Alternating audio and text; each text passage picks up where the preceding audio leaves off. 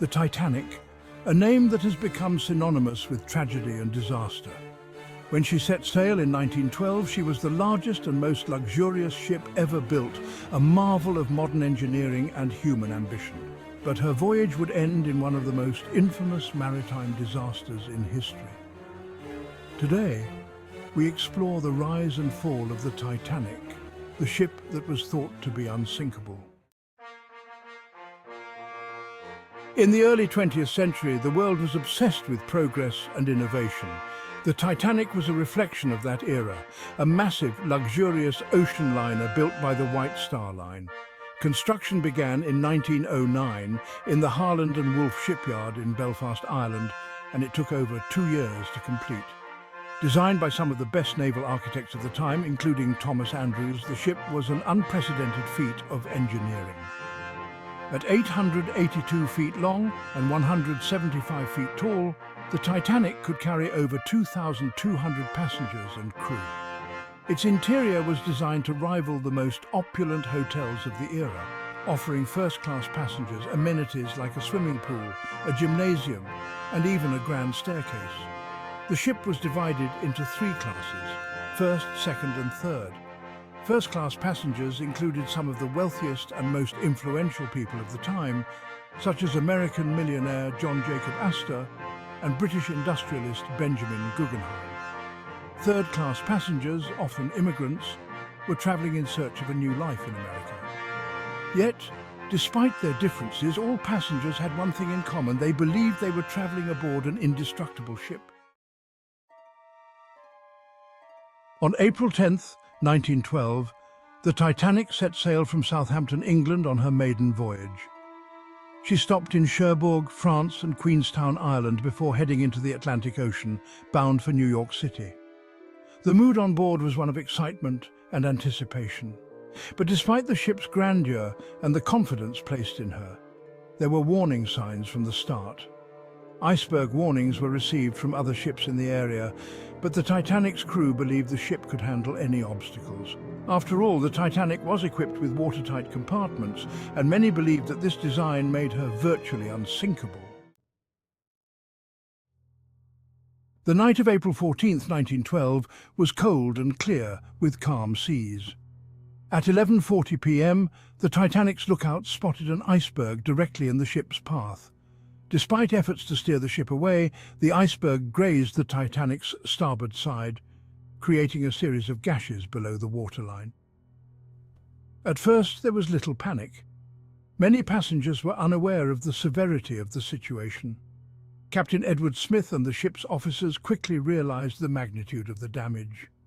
5 of the ship's watertight compartments had been breached, too many for the Titanic to stay afloat. The ship was doomed. As the reality of the situation set in, the crew began launching lifeboats. However, the Titanic was woefully under-equipped, with only enough lifeboats for about half of the passengers and crew.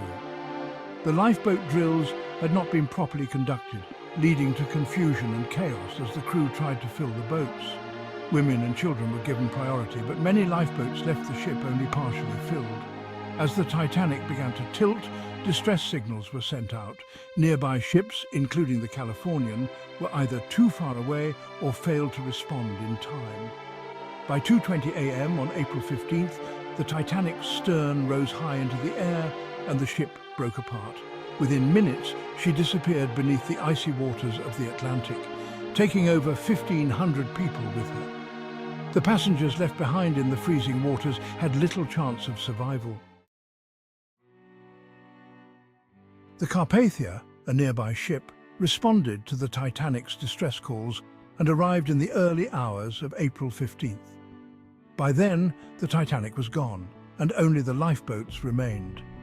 The Carpathia rescued 705 survivors, many of them suffering from hypothermia and shock. The world was stunned by the tragedy. How could such a modern, advanced ship meet such a catastrophic fate? Inquiries were launched in both the United States and the United Kingdom to determine what went wrong. The disaster led to significant changes in maritime laws, including the requirement for lifeboats for all passengers and 24-hour radio communication on ships. Over a century later, the sinking of the Titanic continues to captivate the world. It has inspired countless books, films and documentaries, becoming a symbol of human hubris and the fragility of life.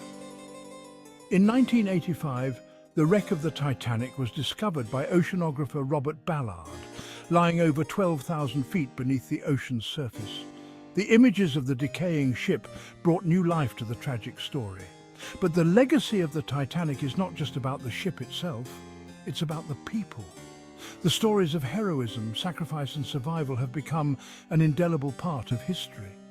People like Wallace Hartley, the ship's band leader, who continued to play music as the ship sank, or Molly Brown, who helped to row a lifeboat to safety, remain legendary. The Titanic's tragic sinking serves as a reminder of both the wonders and dangers of human ambition.